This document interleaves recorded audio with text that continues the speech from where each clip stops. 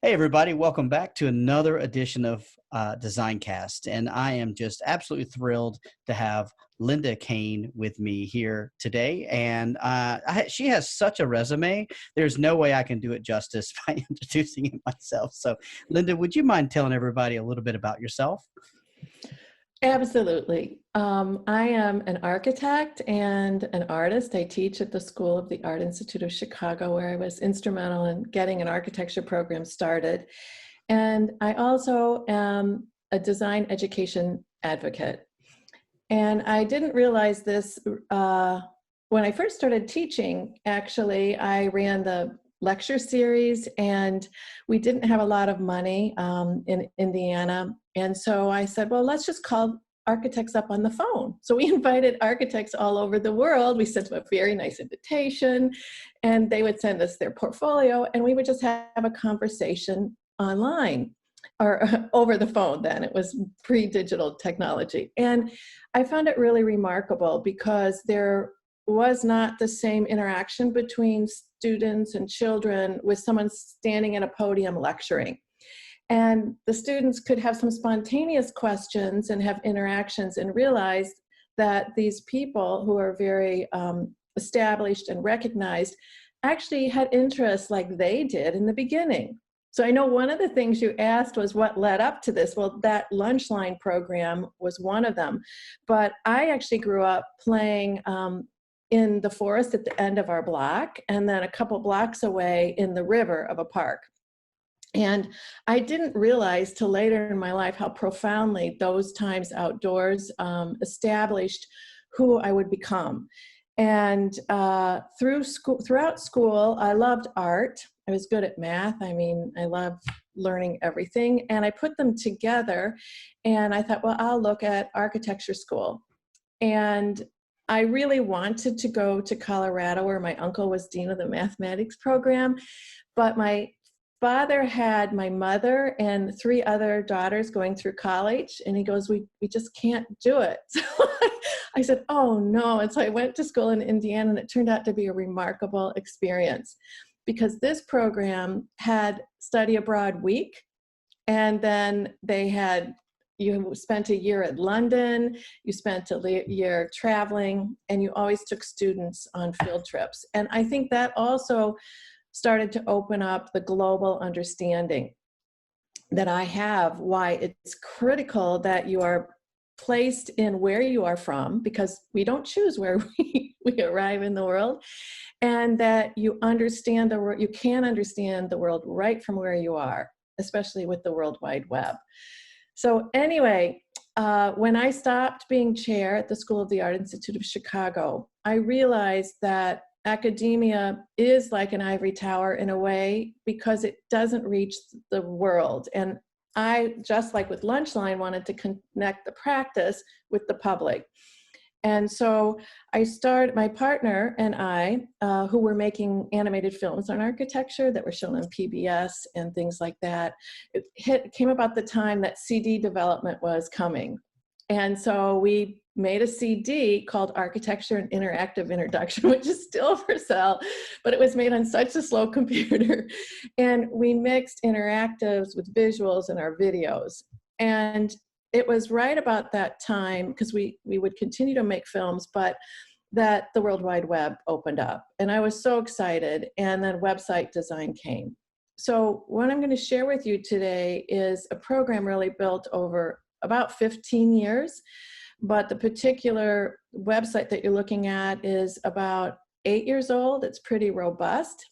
It was all created by students, college students, working to connect what they were learning, the third of the US population that goes to college, with the rest of the population, and helping to reach underserved children in schools that didn't have a lot of extra support. So with that, and let's see if this works. Everyone knows that STEM is science, technology, engineering, math.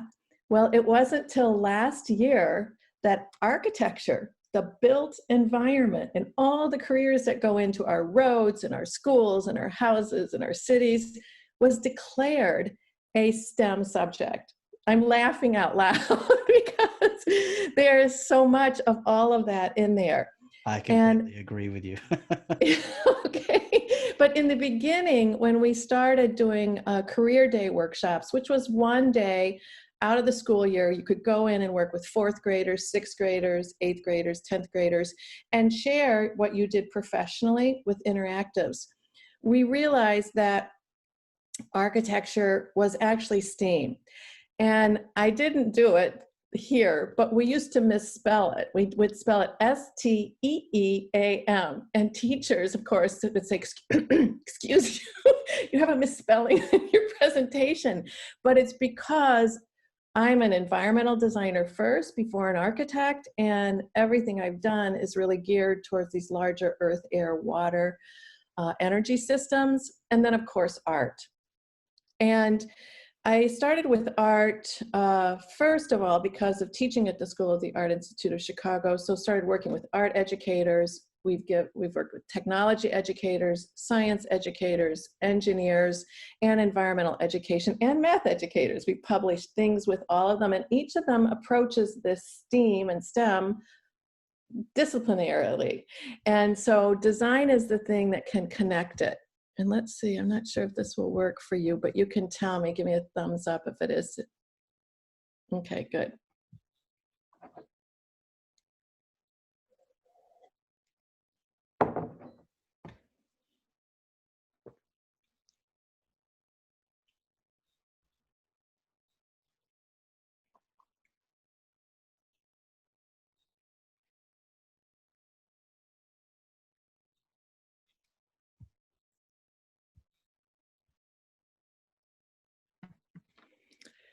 So notice what we started to see is that even though architects design, we realized basically we live in a designed world, right? And a lot of times I'll be talking to teachers and I'll go, look around this auditorium. You're surrounded, you're in a designed environment surrounded by objects designed by someone, sometime, someplace. And you probably came here in a designed environment and you'll leave here in a designed environment. And 150 years ago, this really didn't occur in our country. And in such a way, because we were walking to school, often a couple miles and so on. And things have rapidly changed. And so our children go from their house in the US, many of them are bused. And so they go to the school, they might have a 20-minute recess, and then they're bused back home. And if they don't live in a safe neighborhood to play, then they're back inside. And so it starts this nature deprivation. And I'm just going to share a couple of these resources. I'm sure most people watching this know them. The classics are A Sand County Almanac by Aldo Leopold from Wisconsin. And that's where I am right now on the shores of Lake Michigan. And it was a monthly diary of what was going on in the prairie and the forest around him. It's quite beautifully written, and in many ways started the land conservation, wilderness conservation, and John Muir movement. Silent Spring by Rachel Carson is a classic that launched the environmental EPA, and she actually called into attention the over-abuse of fertilizer in growing plants. And then Last Child in the Woods is by Richard Louv. And there's a quote, it's a four-year-old says, "Mommy, I don't want to play outside because there's more electrical outlets for my tech inside." And then finally, David Orr, Earth and Mind, one of the founders of eco-literacy, on education, environment, and the human prospect. And I really didn't read this until about 15, maybe 11 years ago. And basically, it really hit home. All education is environmental. Who are we kidding? Okay. And so we're design denied in the sense that only 3 states in the United States have art and design standards. And I didn't realize that either till maybe like 6 years ago. And so some of the things, I worked with art education students who were writing their dissertation on built environment education. And my partner and I studied all the built environment educations available around the world, Finland, Germany, the UK, and really learned how far behind we thought our country was. And so I'm just sharing some of these. I was very excited when Bruce Mao came to Chicago and worked with Canon Design to do the third teacher, which was like, I think 79 ways to use design to transform teaching and learning. It was really an exciting moment for me. So here are the 3 states that do have art and design standards. And of course, I was thrilled to be in one. And Wisconsin is also the home of the late Senator Gaylord Nelson, who founded Earth Day. And my maiden name was Nelson, so I have an affinity with this.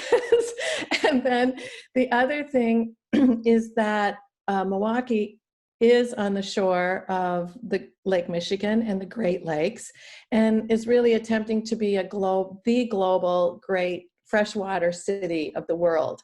And that's really important because it understands the finite nature of Earth and how our imagination, which is infinite, needs to really respond and use these resources. So that's where this is. There's our brain and there's the Earth. And now we know that the Earth is finite and that we need to maybe be treating it a little bit differently. And so it is, how do we change our imagination? And let me just, sorry. There we go. And we both know that we change things through the way we see, we think, we perceive, and the way we connect who we are with our perceptions. And the more we can expand this in that short K-12 time, or even K-16 time, is really key. Because the intention of all education is for each person to find their purpose in the world. And all of us are different. We don't even need Howard Gardner to tell that we are different learning styles. We're interested in different things. And it used to be that reading, writing, and arithmetic were A+, but now it's really, we need to do all these other things. And that's, the 3 C's, the 5 C's. And, we have to be motivated to learn. So we have to connect. We have a daughter with autism, and I was always told, well, those are her splinter skills. And I'd say, splinter skills, those are the things she's passionate about. Use them as motivators. And I realized it kind of works for almost all types of learning. And as you mentioned earlier, before we started, the whole point in education in that K-12 period is to have lifelong learning. And it needs to connect with who you are and what you're listening to and the people you know. And I love some of these early books. Self comes to mind, Constructing the Conscious Brain, because I think of the brain as the clear slate of the computer, and we can fill it with so much information and challenge it to grow in so many different directions. And now with neuroscience, they're starting to understand that if certain things aren't activated at certain ages in our life, they don't develop. And this was profound to me. As a parent, you're supposed to do all this reading, you have children, and then you just have them and you enjoy them, and then they... And now I'm reading a lot more. I know a lot more about children and the brain development than I did before. But, and of course, I'm a big fan of Ken Robinson, who pointed out some of these things and how finding your passion changes everything. So for our daughter, it started with Dr. Seuss, and she still loves it. And I love it that decades after Dr. Seuss is gone, they are still cranking out these books, like Learn About Amphibians with Dr. Seuss, and they're wonderful. And this is another favorite book I have, which is How to Be an Explorer of the World. And it's really great because notice patterns, make connections, always be looking. And as an environmental designer, I realized I had selective looking. I wasn't looking at all the things that were there to see. And so here's like a designer and an architect, Bucky Fuller, who did design science. And he talks about all of these things that are interconnected. And this is pre-systems thinking. And it's amazing, the design of roses, elephants, and bees. I mean, he sounds like Dr. Seuss, but for adults. And another design firm I followed for a while was Humanific Design. And so I really love this. Before change happens, new seeing has to happen, new understanding, and new thinking. And that's what design does in the K-12 scenario. So I don't know if you've seen Powers of 10 by Ray and Charles. It's classic and it's mind-boggling. It's like a roller coaster ride way up into space, and then this zoom down, and you're looking at that person on the blanket, and it's just like a person, and then you go in it, and it looks like baklava, which you'll never eat again, and then the Grand Canyon. And you go in, and you're like, if you can't find somewhere in this universe to contribute, okay, then discover what it is that's not on this and tell us about it. So that's kind of, I call that the vertical axis. This one is the horizontal axis. And I don't know if people have seen this. This was one of the early Explore links we linked to next.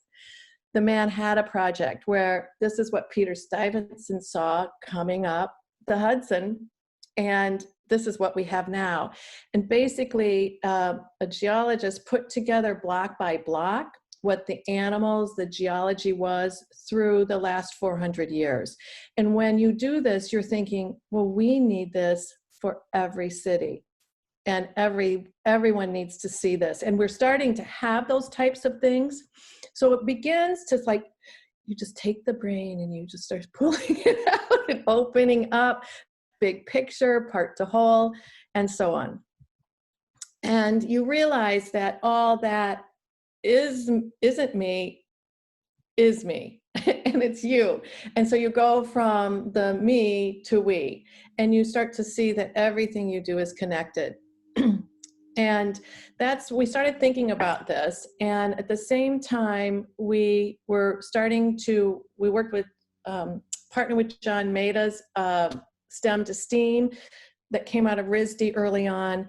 And I went to architecture school. I was the only female in a class of 80 males. So I began to say, well, all right, we need to move this in this other direction as well.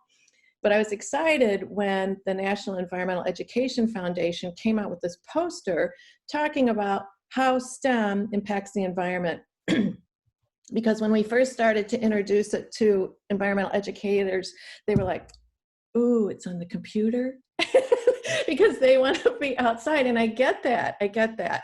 But what we have created gets you to look around right where you are, inside your house, outside of your house in the yard, out into your community, and eventually out in the world across the globe.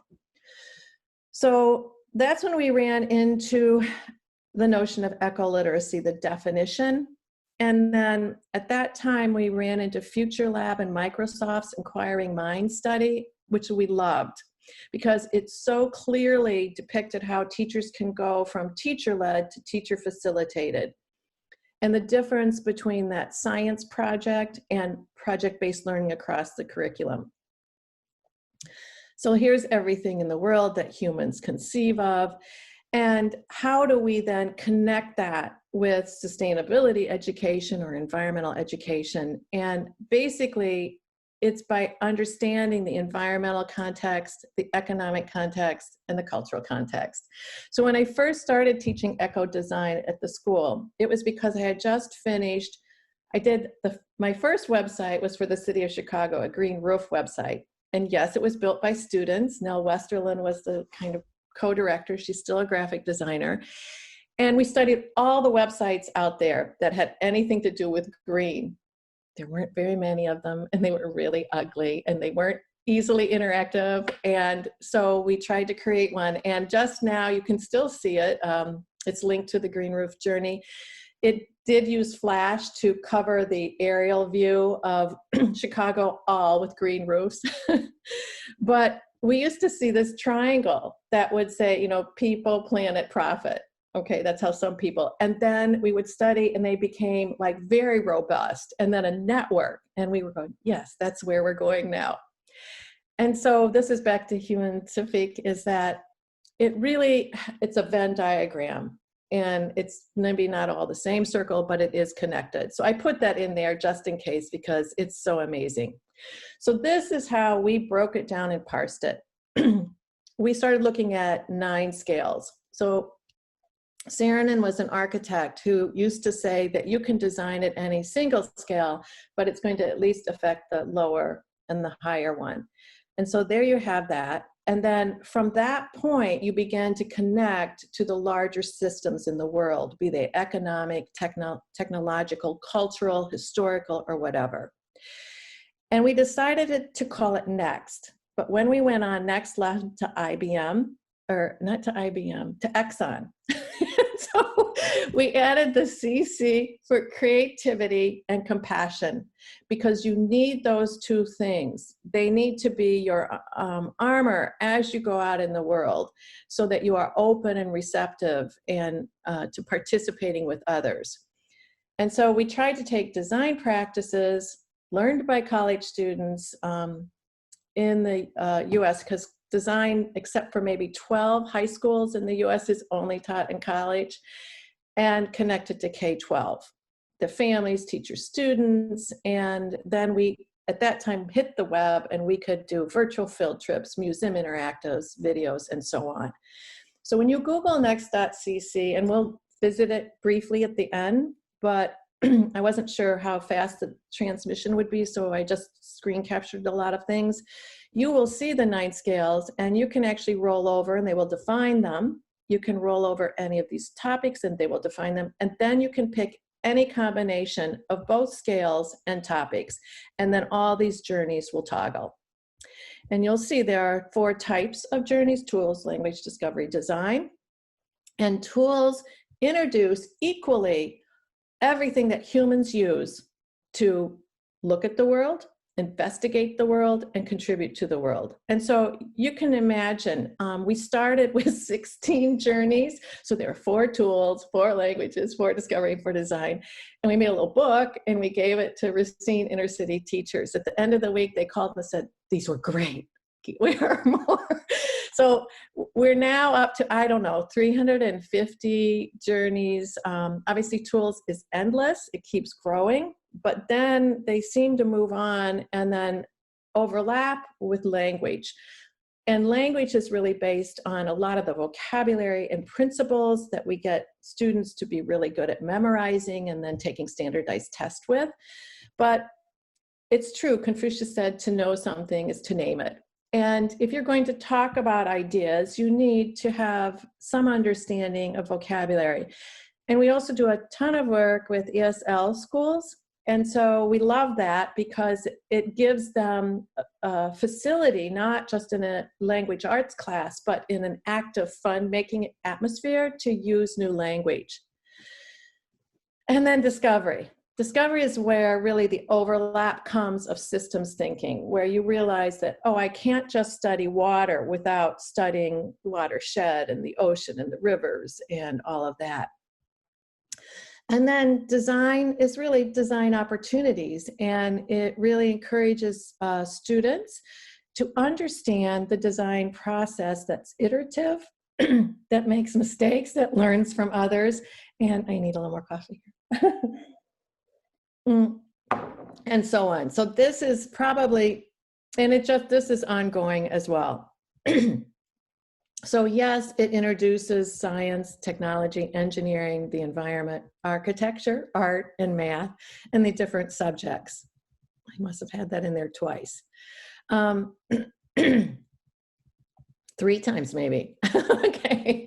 And anyway, we also then, as IDEO and other people were putting out the design thinking toolkit, we started to try to parse that into children, for children, like, well, how do you think like a designer? How do you think like an architect? So we did discrete journeys of these 4 different things. And there they are: design thinking, design research, design process, and design making. And then we also have digital making. And it's cutting the, informal learning to your lifelong learning. Whoops, I think I do have one like this. Give me time for water.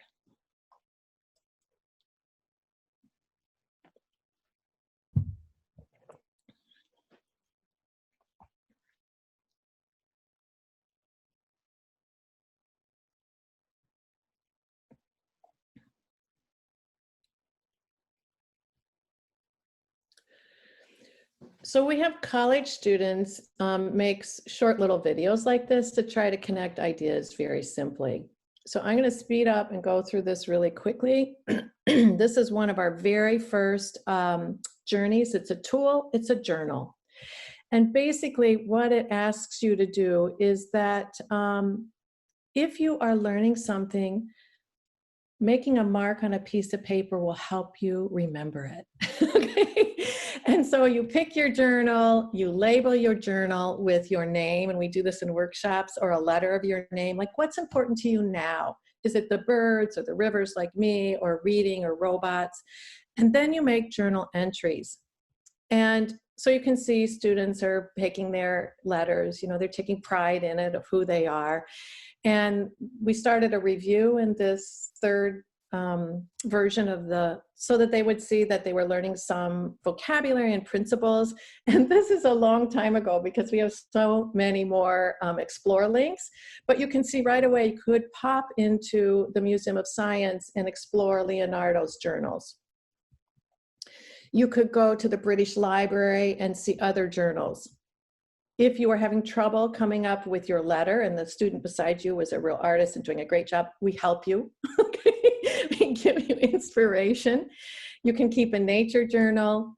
This one blew me away when they started to digitize Mozart's musical diary, and you could not only hear it, but you could hear a docent talking about it. And these kind of interactive learning, this was my favorite, and unfortunately it was Flash. You could go through all of these and so clearly animated the layout of how he drew something and how he painted it. And then you could take your own mark and make starry, starry sky.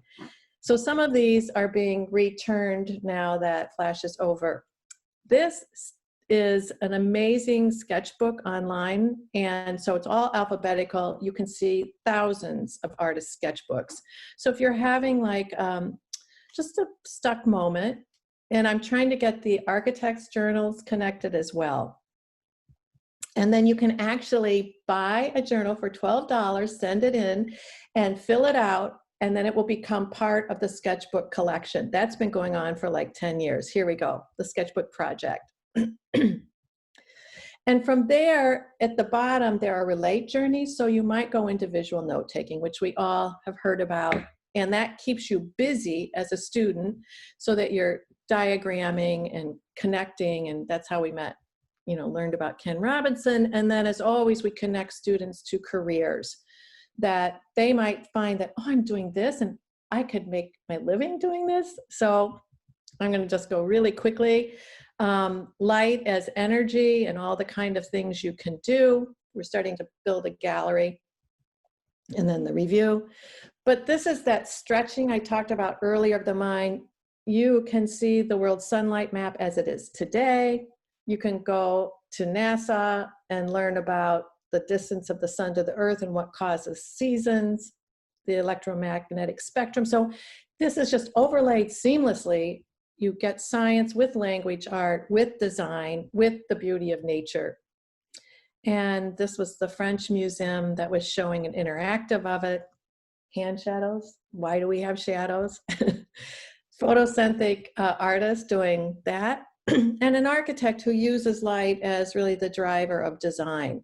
So it mixes these, it democratizes the field, that you don't have to be the scientist, or you just have to be curious and want to do something. There's kind of the relate.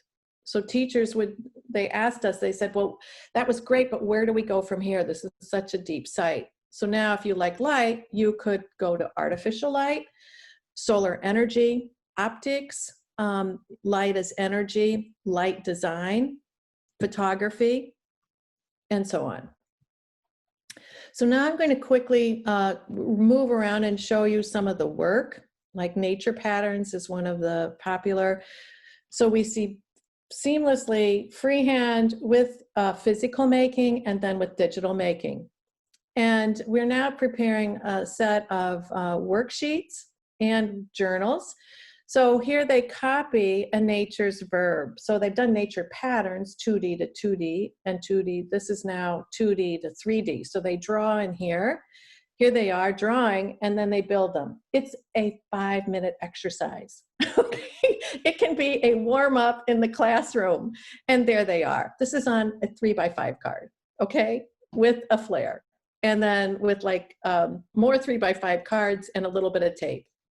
So it's really fun. And we get students, these are teachers now. This was the first and only middle school based on design in the US. We're connecting them to where they live on the Mississippi River. This is the marsh, and how they can bring that into their classroom, as well as bring careers in that area.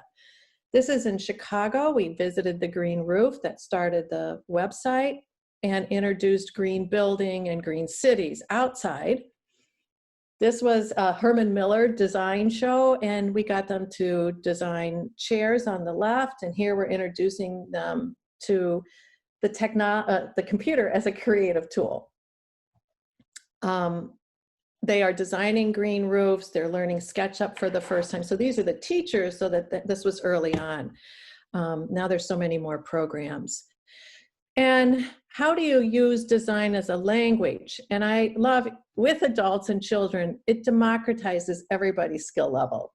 And nobody is the perfectionist. Nobody's the scientist. And they discover new ways to communicate what they're doing. So we work with third graders up to college students and teachers and school districts, trying to connect what they're learning in new ways through projects. And we have videos online.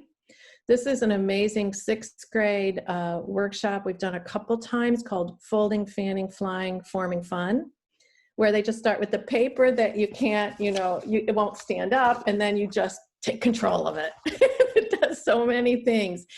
And we started to survey the girls, for a girls' school afterwards, what they found, and what most of them said, it's fine, doing something extraordinary with something ordinary. So it starts saying, and then we surveyed them, well, what material do you want to explore next?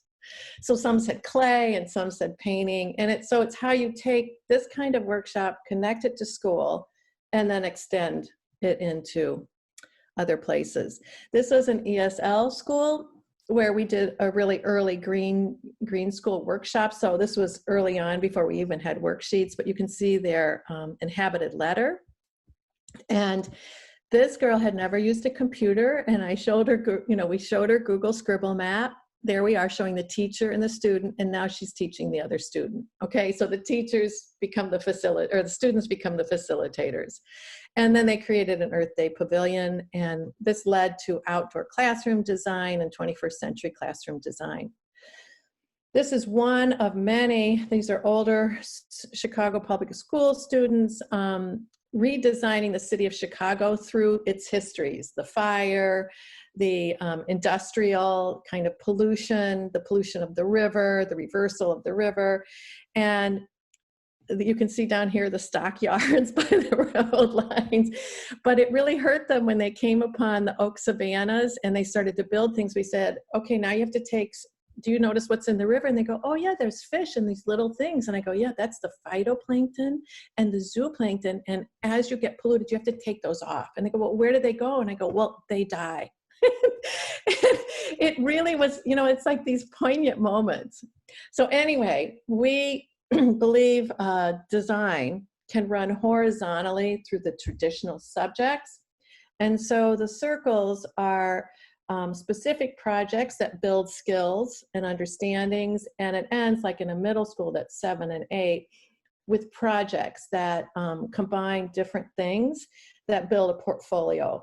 So they build skills, tools, portfolios, and this takes the participation of teachers across the spectrum. And then the world is open. Yeah, so I think I'm almost at the end. We partner with people all over the world. This has been growing. People like-minded who are trying to transform education and to study the influence or the addition of art and environmental education into STEM. And I just got this today. It came out of the University of Chicago. And it says that 3 to 5 year, third grade to fifth grade elementary students, their perceptions of their STEM learning experiences. So it developed empathy, it developed problem-solving skills, possibility seeking. It also develops metacognition in STEAM. And so we call it broadening the net. You put it through this fun scope instead of, you're going to science class now. Our topic is water. And anyway, so that's, I'll stop on that. And there's a lot of, you can meet designers online. There's a lot of themes that can run through Next. And I do want to tell the teachers and design educators, it is aligned to North American environmental education standards that, as you look at these, are close to the NGSS or science standards, but then they also ask for environmental issue analysis and then citizenship. It's also aligned K2, 3, 5 to middle school, to NGSS and the cross-cutting concepts, and then also art and design. So that's, I think that makes it powerful for teachers to pick it up, and they can watch, these are Flickr albums of like what journeys were used, what age group, what did the students produce, and then the videos, which are really helpful so you can see it in action. And then you can meet designers. College students interviewed different types of designers, just like 2 or 3 minutes, like how did you become who you are? And yeah, the gallery, we love to have people all over the world use it and submit gallery items, and that's it. May your purpose in life be a life of purpose. Wow. That was amazing. Thank you so much. You know, and as I listened to you talk, I know we talked before we started about what I teach, which is design. And quite frankly, I haven't seen that happen in North America like I have overseas internationally, but I'm hoping. I think I'm moving overseas. I think you're going to have to come over, and anytime you want to come, Linda, we will have you with open arms, I promise. And Great. you know, I think the whole idea of having the environmental and sustainability part added in and folded in, because I don't think that you can separate them. I think that definitely has to be part of what you're doing. And so that's really amazing. And this resource, I'm just upset I didn't find it sooner, to be quite frank with you. I think these kinds of things are really amazing. And like you, I know that you noticed the through lines across the subjects. And that's, again, something that I myself have pushed for, is to say, wait a minute, what you're teaching is actually design. You're just teaching the written part, or you're just teaching the verbal part, you know? And so I think that we probably are of the same mind when it comes to these kinds of things. And so that's just amazing. I'm so happy to see such a resource out there. And I know that folks who are listening would definitely appreciate that kind of thing, and we'll probably love to be in touch with you and to find out more about what they can do to help, you know, and it's amazing. That would be great. I was just going to say, I didn't have it open. I am going to do this real quickly, because there's just to give an update of where it is now. And let me see if I can do it one more time where you can find it. Wait a second here. Okay. So when you go, it's coming, it's loading. So you can see how it works over here. A lot of our research and our papers are available here. But what I wanted to point out was this special thing, because it was started because of COVID and students not being able to be at school, and all of us losing our schedule. Okay, and so you kind of are scheduleless. And so these are weekly themes with daily activities. And we started out creating these workshops. And so here's what you're going to do. You're going to start a journal. You're going to look at natural light, words and word webs, and then end with 9 scales of home. And these are all linked. So it links right back to the next site. And it gets you to look, and it gets you to draw, and it gets you to think in scales. Well, that was an early one. We got more sophisticated after this, and some of them get quite lengthy, but you can do the folding, fanning, flying fun workshop in your own home. There they are, all there. It takes a while to load. And it shows the students doing it. And we partnered with Architecture and Design, which is one of the oldest programs in the US, by Ann Taylor. And then we mixed it with the UWM Design to Build, Draw to Build, and Design to Build online curriculum. And so it shows you exactly what you could be doing. So we're getting a little more sophisticated in our outreach, and our goal is to keep it free. So I think that's the beauty of it, so that schools all over can use it. And yes, we published one book called The Design Primer, but it's sold out. That was with the 100 Journeys. Okay. And now we're going to start publishing a series of books, like on the topics, like just on architecture, and here are the journeys, and water, food, and energy. So, okay. I can tell you that at least the folks I know, all 4 of them who listen to this podcast, I know that they would even be keen to help contribute anytime you need things from even a different context. Because I know we spoke before that you've had students from Korea, for example, in the past. And I'm thinking about how I actually live in a city called Songdo. And Songdo, I looked it up. Yes, I did look it up on the map. It is a man-made city. It's a man-made island that came out of the mud flaps, and it's meant to be a model of green architecture and green design. And the things that are here are pretty amazing. Yeah. And 60% of our land is green.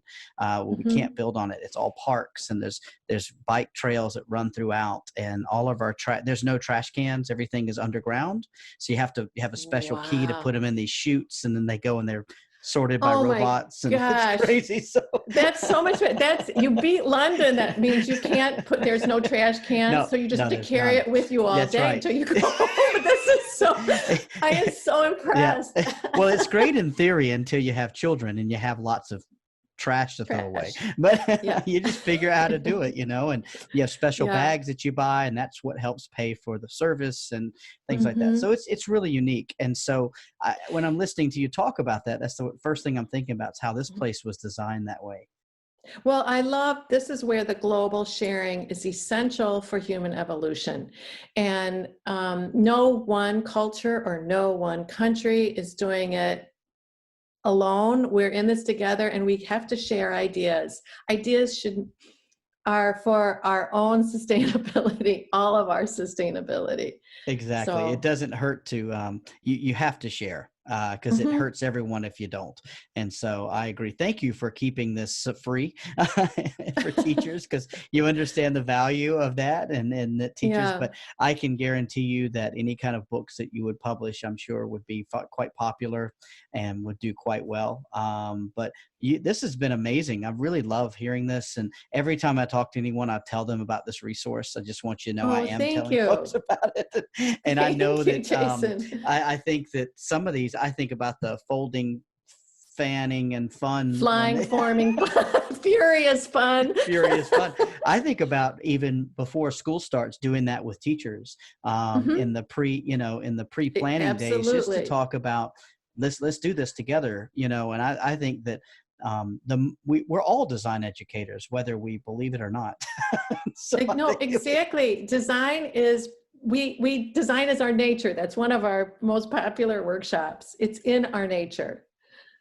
So that's amazing. I am so glad we've had this chance to talk, and I do appreciate it. I'm so excited. Now, when you get it up, I will email all my former students, and they will watch it for sure. Sounds great. Yeah, absolutely. I'll make sure that you know exactly when this is going.